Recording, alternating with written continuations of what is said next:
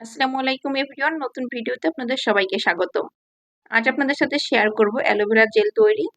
আমাদের ত্বকের জন্য খুবই গুরুত্বপূর্ণ একটা জিনিস, ত্বকের অনেক ধরনের সমস্যার সমাধান করে। তো এটা কিন্তু সারা শরীরেই ব্যবহার করা যায়। আজ খুব সহজেই আমি আপনাদের সাথে অ্যালোভেরা জেল তৈরি করা শেয়ার করব। আশা করছি রেসিপিটি আপনাদের কাছে অনেক ভালো লাগবে। আর এই অ্যালোভেরা জেল কিন্তু সারা বছরই ত্বকে ব্যবহার করা যায়।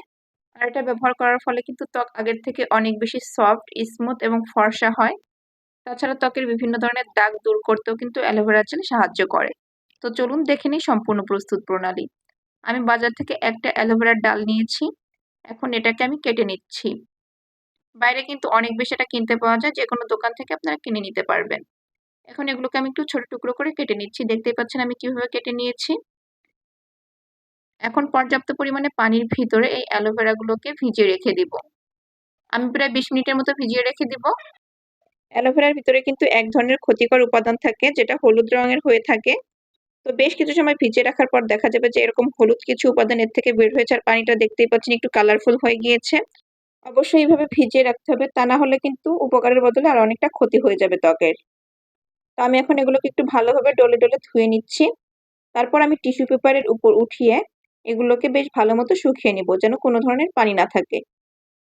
তো আমি সবগুলো একইভাবে মুছে নিচ্ছি। আপনারা চাইলে কোনো সুতি কাপড় দিয়েও কিন্তু মুছে নিতে পারেন। তো একইভাবে আমি সবগুলোকে মুছে নিয়েছি। এখন হচ্ছে আমি এর ভিতর থেকে জেলটাকে বের করে নিব। আমি একটা ছুরির সাহায্যে সাইডগুলো কেটে নিচ্ছি। তারপর হাত দিয়ে এভাবে ঠিক ছাড়িয়ে নিচ্ছি। দেখেই বুঝতে পারছেন আমি কিভাবে করেছি। তবে আপনারা আপনাদের সুবিধা মতো যেকোনোভাবে জেলটাকে বের করে নিতে পারেন। চাইলে চামচ দিয়েও বের করতে পারেন। তবে খেয়াল রাখতে হবে যেন কোনো সবুজ অংশের সাথে না থাকে। সবুজ কোনো অংশ থাকলে সেটুকুকে আলাদা করে নিতে হবে। তো একইভাবে আমি সবগুলো জেল বের করে নিয়েছি। দেখতেই পাচ্ছেন। আজকে আমি যে অ্যালোভেরা জেলটা তৈরি করব সেটা হচ্ছে আমি হাতে আর পায়ে ব্যবহার করার জন্য তৈরি করছি। তো এখন একটা ব্লেন্ডার জার নিয়েছি, আর ব্লেন্ডার জারের ভিতরে আমি সবটুকু জেল দিয়ে দিচ্ছি। এখন আমি এটাকে একদম স্মুথ ব্যাটার করে নিয়েছি। তো দেখতেই পাচ্ছেন ব্লেন্ড করা হয়ে গিয়েছে। এখন আমি চলে যাচ্ছি পরের স্টেপে। চুলে একটা প্যান বসিয়ে দিয়েছি, আর প্যানের ভিতরে আমি এই মিশ্রণটা দিয়ে দিচ্ছি।